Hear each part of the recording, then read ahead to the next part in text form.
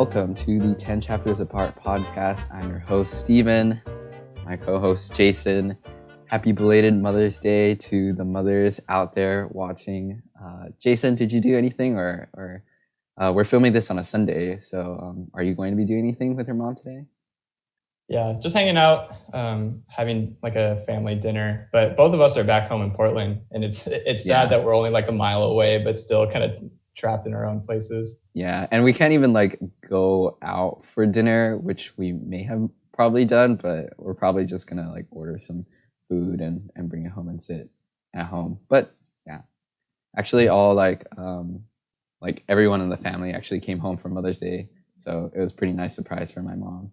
You got a full house now? Yep. That's sick. Yeah. Anyways. And, yeah. Oh, go ahead. No, I was just gonna say that because of that, internet connection is not as great when I'm at home. So hopefully nothing messes up the podcast. Yeah. So yeah, I was just gonna say we're like, I think my dad's grilling steaks or something, but it's nice. So perfect. But yeah, so this week, so I've kind of had this just thing on my heart to talk about, and that thing is boldness. I've been thinking a lot about boldness through quarantine and even a lot just as I've kind of grown in my faith, because I think personally that was something that I lacked a lot, I guess in the early stages of my faith, and that's something that I've found a lot more as I've come to college. And I want to talk about it in particular because I think we talk a lot about boldness. We say like believers should be bold. We pray for boldness and we see it in the Bible. But I don't think it's super well defined what exactly it looks like to be bold in the modern age. And, you know, we look at these biblical examples of like the believers in Acts. They're bold because they're being persecuted by the by the Jews. And then they still choose to preach in the temples and spread the word of God. Yeah, persecuted not just by Jews, but by like the Roman government and like everyone. Everyone wanted them gone, and Yeah. They still chose to live out their faith with boldness. But obviously that looks a lot different for us, not being in persecution. And so I just want to unpack that idea a little bit, and I want to build into it because I think that to be bold, we need to know the will of God. I don't think we can just go do something recklessly and then just hope that it'll work out. I think we need to, again, just know what God wants for us. And then when he asks us to do things, then we be bold in doing them. But so I guess just to look personally, do you have something? What do you mean by boldness, I guess? Because it feels like it's a very broad scope. You can talk about boldness as far as like doing anything. Are you talking about boldness as more like trying to figure out what God, like the direction that he wants for you in your life? Or are you talking more boldness just as like living out a Christian life in general? Yeah, I want to unpack what it means in particular as it pertains to like doing things for God that he's asking you to do that normally you wouldn't do, or that would like make you scared to do them, or that like you would feel awkward doing it. But yeah, so just to build into that, I guess if we can like look at it personally for both of us. So like for you, how do you feel like you understand God's will for you? Like, how do you hear from God personally? Well, I mean, I'm not going to sugarcoat it and say like, oh yeah, I just pray a lot and like sometimes God like speaks to me and show me directions. Honestly, like I have a very hard time figuring out what God is trying to say for me in life. And I feel like there are a lot of Christians that would feel the same.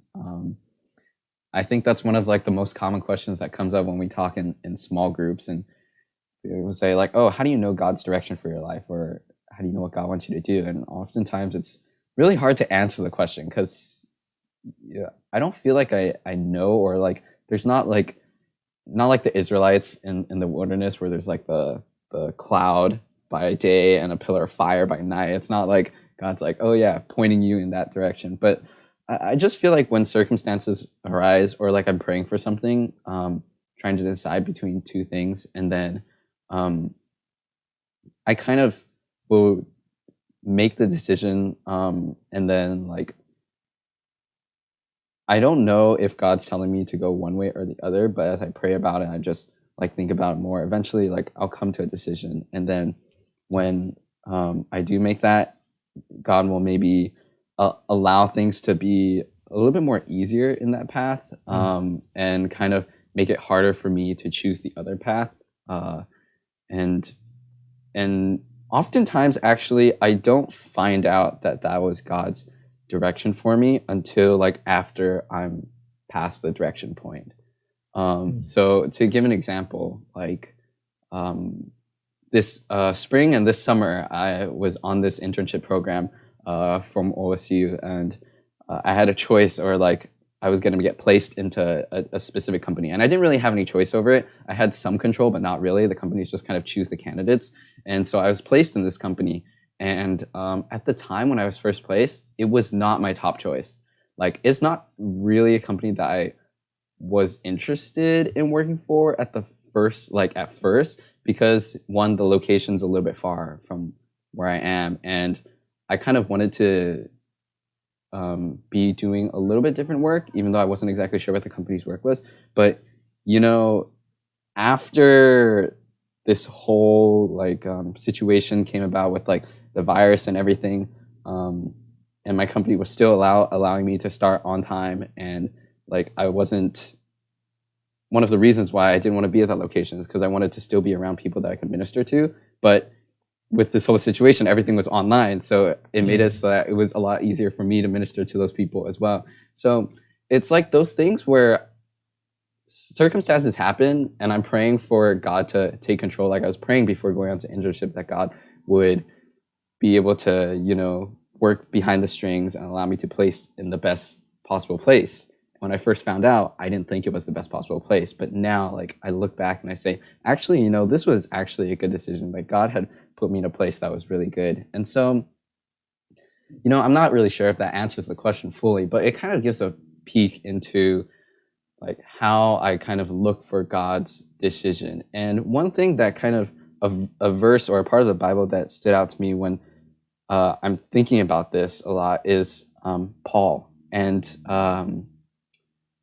so I think people would like to think, oh yeah, God's really pointing me in this way. And so you go and like you wait for God to give you that direction, and then you make the choice and that that's where God's pointing you. But, Paul actually, as he's traveling around of Europe and around Eurasia, there's a point where he was beginning to go east. He was going to go east and go from, I think it was like Macedonia, and go east into Asia, right? To minister there. That was his plan. But then he had a dream one night, right? Where an angel of the Lord told him to not go that way, to take it the other way, to go west into Europe, right? And because of that dream, then he decided to change his plans. And the point of the story with Paul is that, like, Paul didn't, when he was setting out, know immediately the direction that God was pointing him, and he had plans to go another place. And then God kind of changed his plans like midway and kind of closed that door and pointed him the other way. And so I think when I think about what God's plans are for me, sometimes I do take the route that I believe that God is pointing me in, and the route that I think will also help to glorify him the best. And if there's nothing that seems like it's particularly blocking my way, and it's like seems like a good path, I will take it. But then God might have another plan for me and kind of like shut that down and then allow me to go some other way. Mm-hmm. Do you ever feel like God talks to you like in moments? Because what you're describing to me is sort of like a broad, like God's broader plan for you, opening doors, closing doors, and you go through the ones that he leaves open for you. Do you ever get like small moments where you feel like he's speaking to you to do something? I'm actually thinking of a time you told me that you went out to a boba shop with some friends, and you saw a girl working there that you sort of knew, and you sort of knew that she had a little bit of a connection to Epic, and you felt like God wanted you to talk to her, even though it could have been awkward. Do you feel like you have moments like that? Well, those moments I don't feel like are specifically like standout moments where I feel like, it's really hard to tell. It's not like God is speaking to me like, oh, go talk to her, but it's like this kind of feeling within my spirit that like here's an opportunity that arises, you know, and I want to be a good steward of the opportunities that God gives me. And so if he's showing me something like this, so the whole situation was like got into this boat shop, and there were some circumstances which had allowed me to know who the person working there was beforehand, but I had never like actually met her or something, or but I found it like a good opportunity to just introduce myself and see or like share about our ministry, our college ministry, because I was also there hanging out with some of the people in my ministry. And so I just thought, if I didn't take the chance to go up and talk to her and to use this little like connection point to share that, I don't know, I would never have a chance in the future.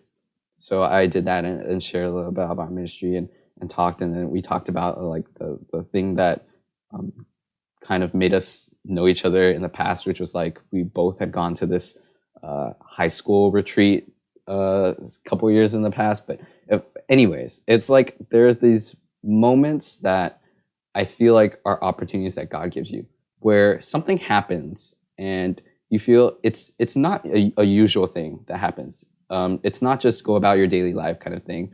Something will pop up and you have a thought in your mind like, oh, should I step out and seize the moment and take this opportunity to talk to this person, encourage? It doesn't even have to be sharing about God. It can just be talking to someone and asking them how they're doing. Or yeah, there are these moments that are given to you, and I feel like you can either say, oh no, it's too uncomfortable, I don't want to step out of my comfort zone, or you can take those opportunities and see what kind of you plant that seed and just see what God's going to do with that, you know. So that's kind of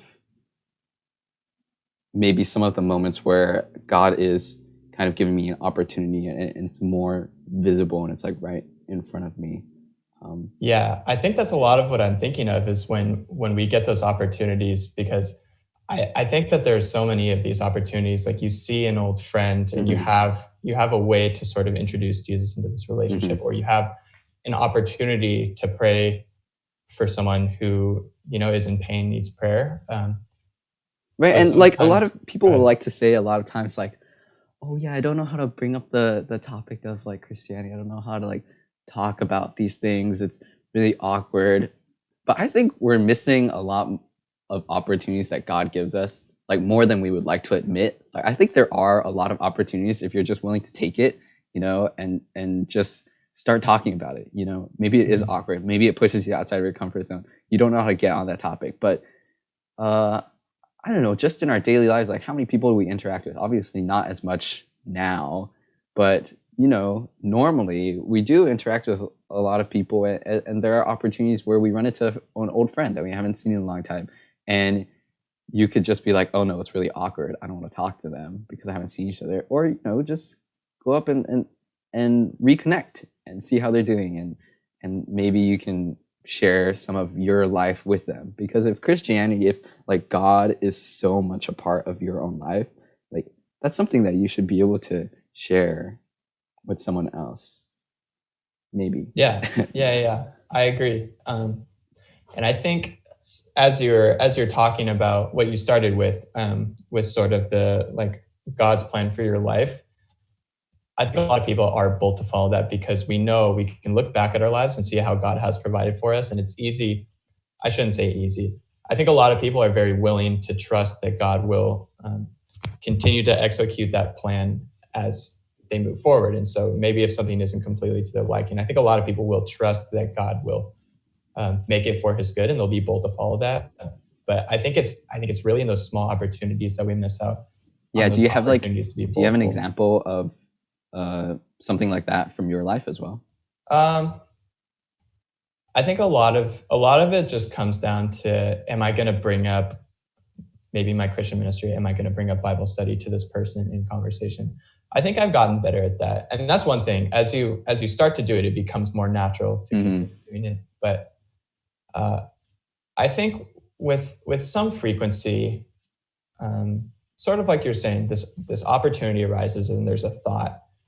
And that's sort of one of the ways that I feel like I hear from God is I'll get an idea in my head and I will not be the one that thought of it. It just appears there and I can't get rid of the idea. And then, um, yeah, I love how you phrased it, being a steward of the opportunity. I kind of look at this opportunity and I say, I don't really want to do this, but if I let it go, I'm not being a good steward of this opportunity. And I think a lot of people, that's a common experience where they see an opportunity, they have an idea, but it's like too far out of their comfort zone, and then they let it go and they regret it. And I think that's like, I hear so many stories of people missing opportunities. One of my good friends recently was telling me how like there was a guy in front of her at the grocery store and he forgot his wallet and she had this thought like I should pay for him, but she let it go and then it just tormented her for weeks after that. So it's just those kind of things where like if we exercise a little bit of boldness, then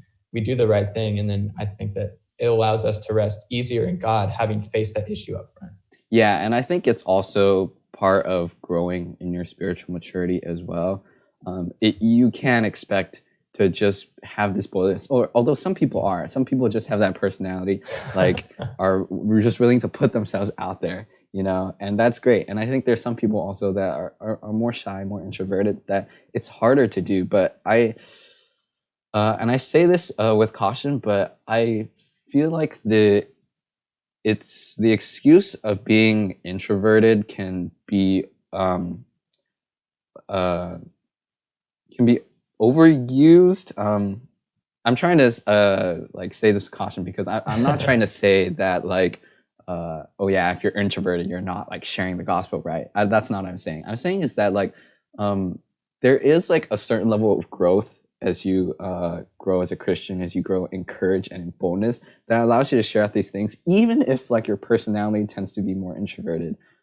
If naturally you don't like talking to people, you don't like stepping out there, I think that yeah, it might be harder for you to grow in that way, to do that. But I think that that part of growing in your Christian walk and part of actually helping your ministry and helping you to share with others is to grow in that courageousness, and there are definitely like a lot of people that I've known that I would feel like are very introverted people, very shy people. Like when I talk with them, that's the kind of the feeling I get, but also who are just really great at doing this, really great at taking those opportunities and, kind of sharing God with people, even though that might put them outside of their comfort zone.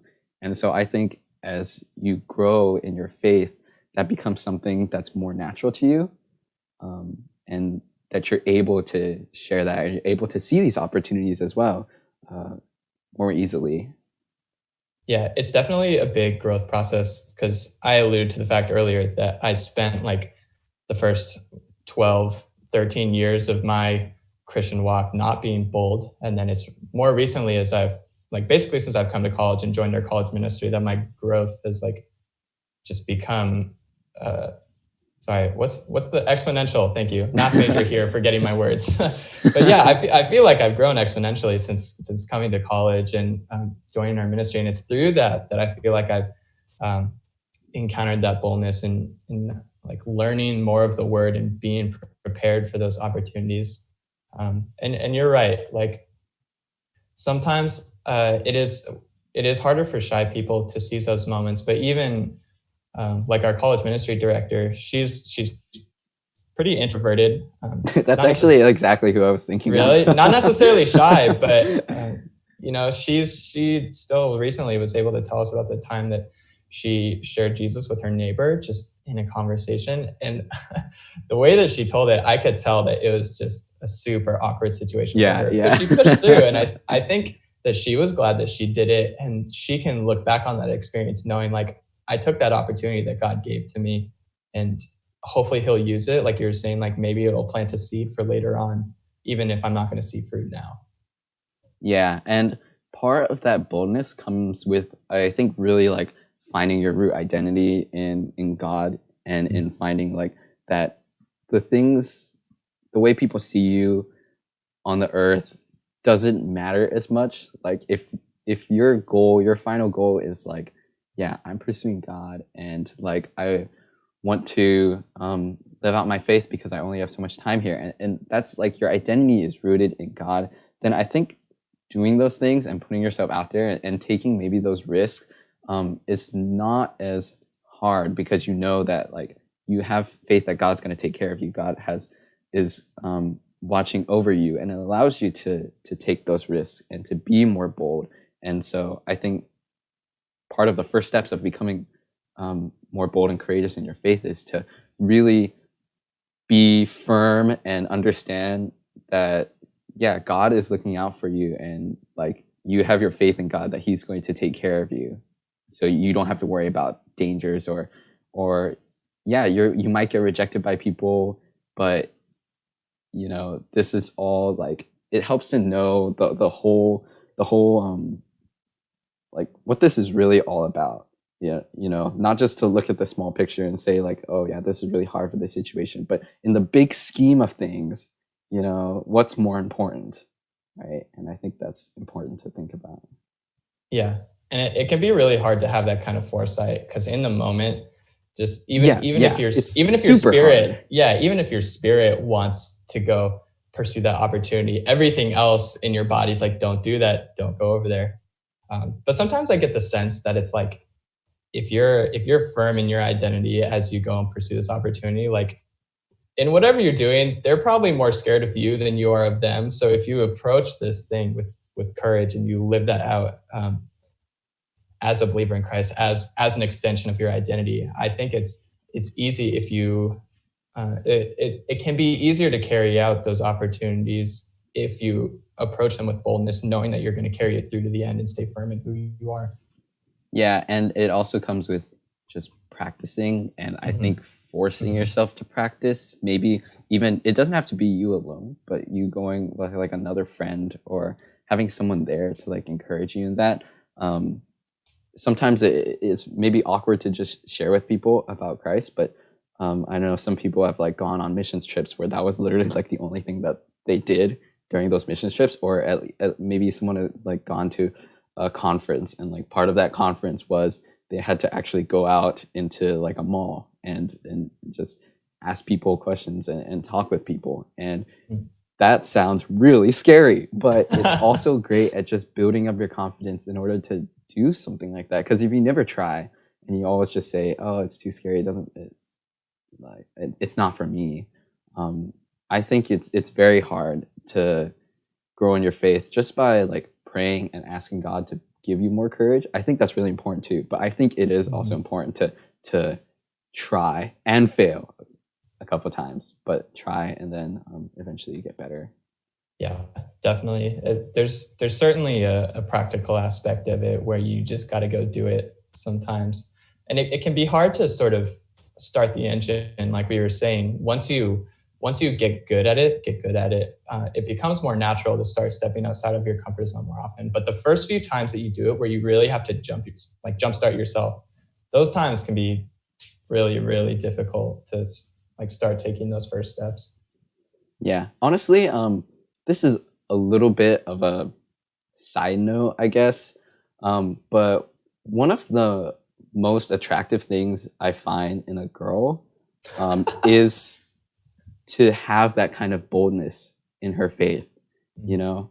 Because I don't know if it's because just we hang out with an Asian American culture a lot, but there are a lot of girls that I know in our ministry that tend to be more on the shyer side, and the guys that I know are a little bit more like out there, you know, like kind of crazy.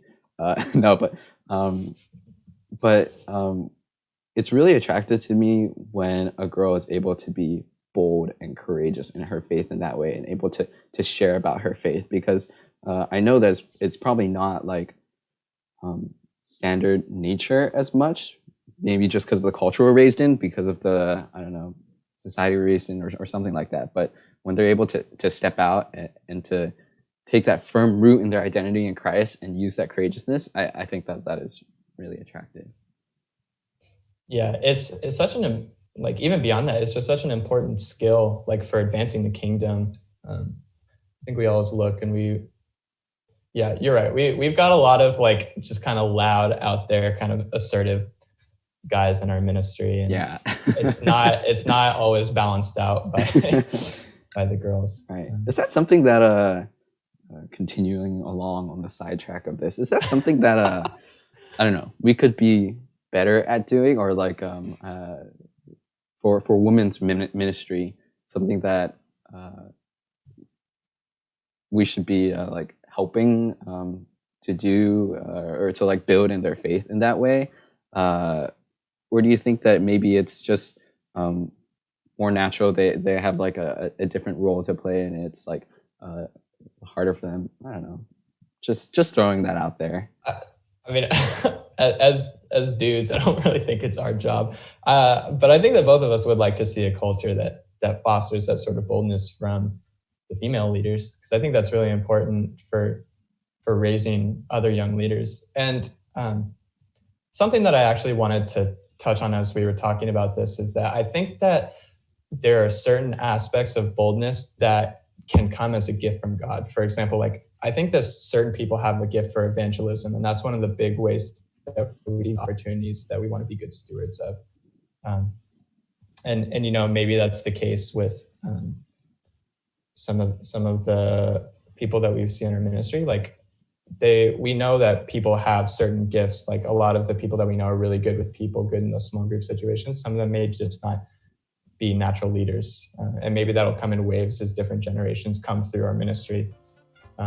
But yeah, I definitely think just as a group, just group culture, we should be fostering that environment where we get comfortable with being uncomfortable, and we encourage people to be bold in sharing and living out their faith.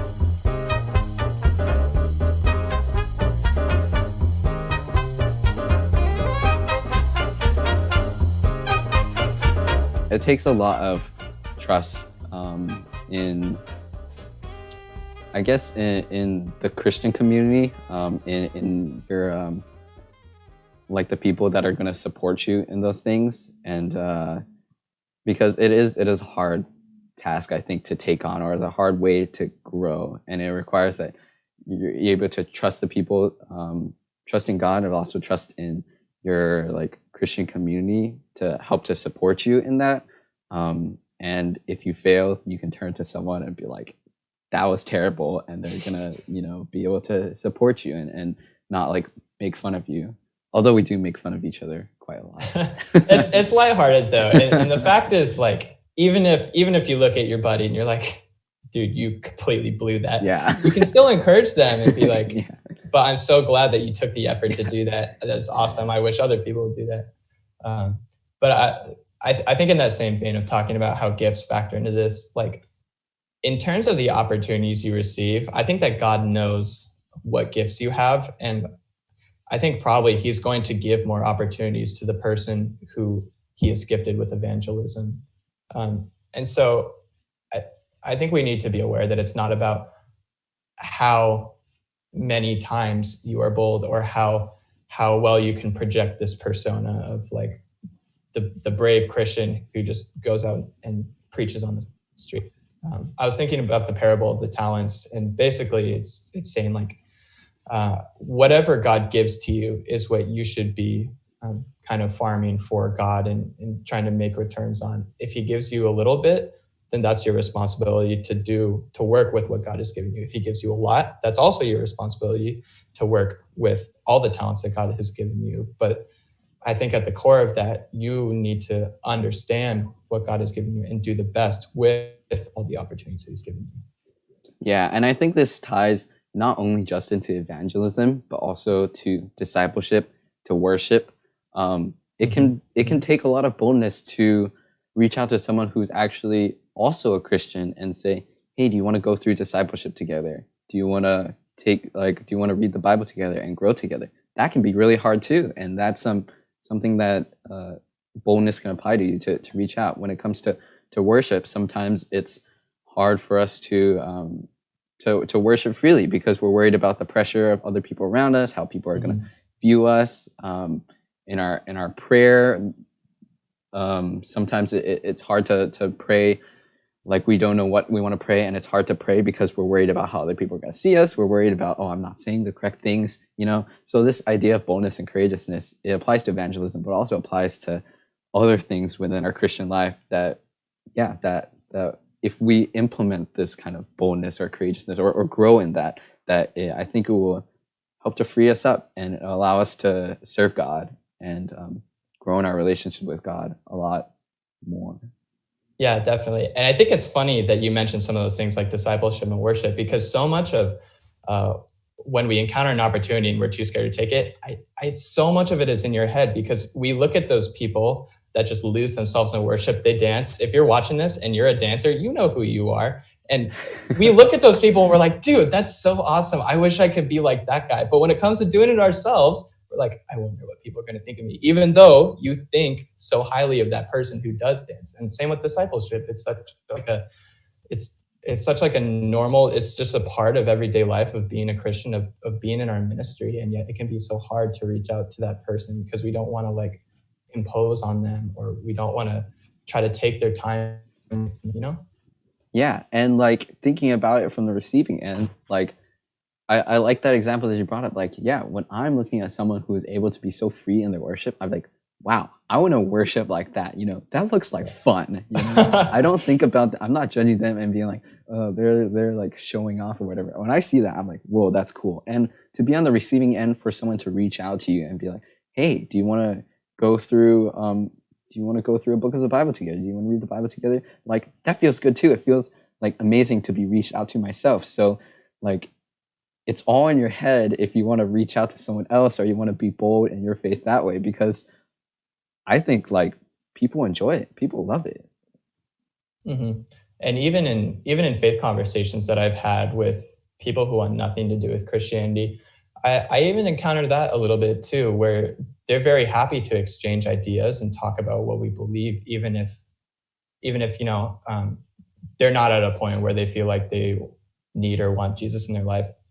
I feel like those conversations still go well, where we just say, what do you believe? What do you think about this? How do you reconcile this with your worldview? And yeah, I think that's probably the hardest part, is just trying to get past that mental block of, I know it's going to be good, but it's still hard to do it in my head. Yeah, I agree.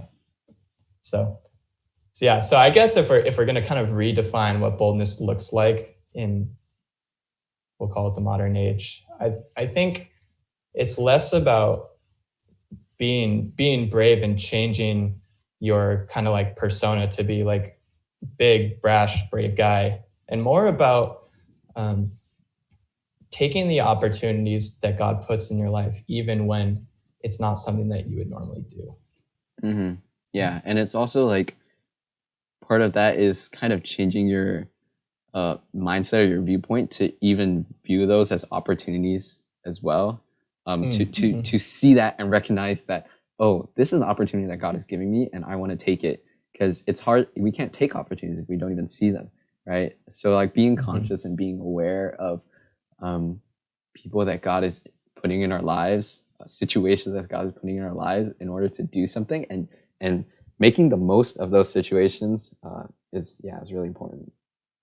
I even encounter this. All the examples that we've talked about have been something that you would do with another believer in a group. I've even sort of encountered this on my own. I'm someone who usually just likes to pray in my head, but every so often I'll get one of those kind of like God-generated ideas saying like, hey, I want you to pray out loud this time. I want you to step outside your comfort zone. And that's just another example of an opportunity where I can look at that and be like, this isn't really what I normally do. Why would I do that? I'm alone. Like, no one needs to hear this. But I still want to move past like my own personal boundaries of what I'm comfortable with, if I feel like God is telling me to do that. Yeah, I think for me, this is mostly comes to mind in worship, this idea of boldness, because going to the church that we go to right now is it's an interesting church, and a mix of more of the younger college age people, and then also some of the a bit more older. They're family age. Actually, it's a great variety of people, which I think is really important for God's kingdom that people like, we have people all kinds of varieties, but like obviously the older generation are more used to the hymns and more used to just like kind of standing, singing, and then I think us or the college, or at least for me, I want to like jump around and like I want to dance around, and so but I feel sometimes like, oh, I don't know like how they're gonna think of me. I don't know how they don't want someone to be like so crazy in worship, you know. But there have been times where I've been just so into the worship and so loving it that I start doing it just unconsciously. I'm just like, oh, you know what? I don't care. I don't care how anyone's gonna judge me over worship. And you know what's funny? It's that after those Sundays, sometimes I'll get like an elderly or one of the older folks in the church will come to me like, I really enjoyed the way that you worship. And so I'm like, you know what? It was all in my head in the first place, you know? Why don't I else do that? Yeah, Christians love to see other Christians worship. And I wish there were more of a culture that just allowed us to be more free in that, you know, if you want to dance around, if you want to clap, if you want to kneel, worship, yeah, like go ahead and do it, and don't be worried about how other people are going to think of you. And I think also it's here's another side tangent, but it seems especially hard in the Asian churches. I don't know if that's true or not, but I have like experience growing up in an Asian church. But like, I think Asians tend to be a lot more self-conscious. That's just something that I've experienced or noticed. It's a lot hard in Asian churches for them to like release that kind of self-consciousness of thinking about what other people are thinking about me, and to really just be out there and live boldly. I mean, that is kind of ingrained into the culture, right? Sort of the collectivist idea of like, we're gonna be harmonious together. We're not gonna stick out, and we're gonna, as a group, kind of achieve this thing together. In order, like organized way, right? So, yeah, and yeah, I think that the American church has its problems too. But you know, if you take the good things from both, maybe you can make something beautiful in the middle. We just like build off of each other and like draw on what good things are coming from each side, and you know, it's all for God's glory. So and I'm very sure that we'll discuss that in the future, so yeah. But yeah, so I guess just to wrap up, I'm gonna put you on the spot here. If this is an area that someone feels like they struggle and they feel like it's hard for them to be bold in the face of those opportunities that God gives them, however great or small, like what would you say to encourage someone who's kind of in that boat where it's hard for them to take the first steps? Well, it kind of depends on like the type of person I'm talking, but I would encourage them to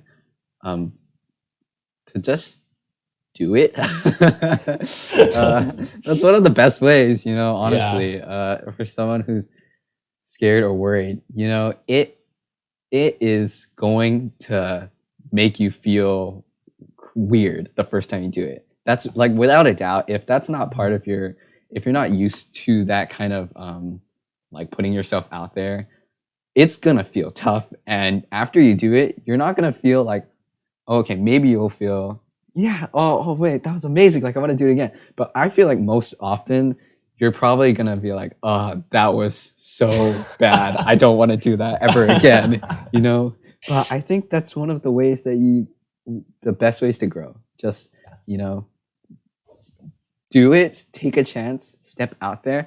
It's gonna be hard, and then, you know, the more and more you do it, the more comfortable you'll just get in it. And you know, the Christian walk was not ever meant to be a walk where we just live in comfort and just live in our comfort zone and say, hey, you know, this is like Christianity to me. This is how I deal with it. So don't have anyone like judging me. Don't let anyone tell me what to do, because I'm gonna do Christianity my way. No. Christianity is about taking yourself out of your comfort zone and saying, I want people around me that love me so much that they're going to push me to grow and become more of me than I could have wanted for myself, you know. So I think definitely the advice I give is to just go out and try it, and also pray, you know, pray for boldness, pray for courage, pray for the energy to to be willing to live your life for God, with and for opportunities. Yeah, and for opportunities, and to be like so founded in God that you're able to do that. So that's my advice. What about you, Jason? Yeah, honestly, same thing. Like the first thing that popped into my head is just do it. And I think that's advice that people kind of hate to hear. They want like something a little bit more substantive. It's hard. It's hard to also. It is. It's like, so hard. But I've been leading a Bible study for the past few years. You've done 2 years of leading Bible study for our college ministry, but that's always a theme in what we talk about. We're like, okay, how do we do this thing? And the answer we always come to is, dude, you just got to go out and do it. You got to, I think something that helps me is when those opportunities arise, I think about God and it's like, do I trust God enough to allow him to pull me outside my comfort zone? And something that we've been talking about in church recently is how like when you're in trials, God is present with you, and that's where like you experience him the most, and that's where he helps you grow. And I think that when these opportunities pull you out of your comfort zone, it's the same thing there, where it's like a little mini trial of its own, right? And God helps you grow just in that small moment where you seize that opportunity. Yeah. And like, oh man, it is hard, but it's something that will bring about like such good fruit in the end. And it'll be awesome when you get to there. And, you know, it's part of our culture nowadays, like with social media and everything, just the way we've grown up. We've grown so accustomed to caring about what other people think about us. Like worrying about, oh, am I doing this right? Like, what am I wearing and my actions? Like, everything is being judged by everyone, you know? And in the end, it's like the only thing that matters is like how God looks at you. And God sees you as a child, as his child, and as a friend, and wants to grow in that relationship with you, you know? And it's so hard to get into that mindset, but like when you do and start to worry most about like what God is seeing in you, I think it radically changes your life. And I think that it allows you to take actions or to do things for him with a lot more boldness, because you know that he accepts you and that he loves you.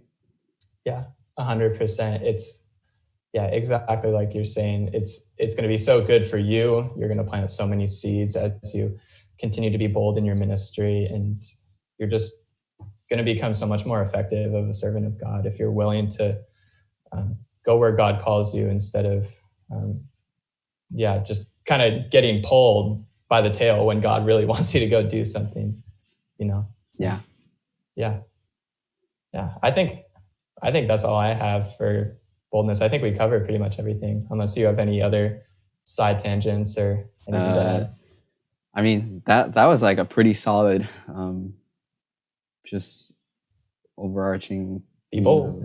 We just like talked about it, and it was so fun to talk about too, because I think that's something that like we're just, both of us are pretty passionate about it, because I know for both of us there are areas where we want to grow in boldness too. We want to also like help the ministries that we're a part of to grow in this, and to for us to grow as well. Like we all grow together, and so it was like really fun to talk about. I agree. So I hope you enjoyed the conversation as well.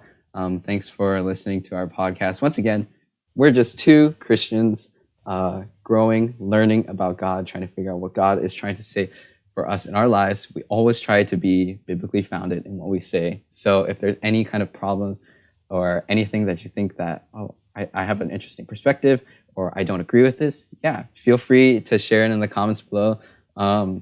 For most comments, actually, both of us try to take a really good look at it and create a coherent response that we both believe. So we love to respond to you if you have any comments about our podcast.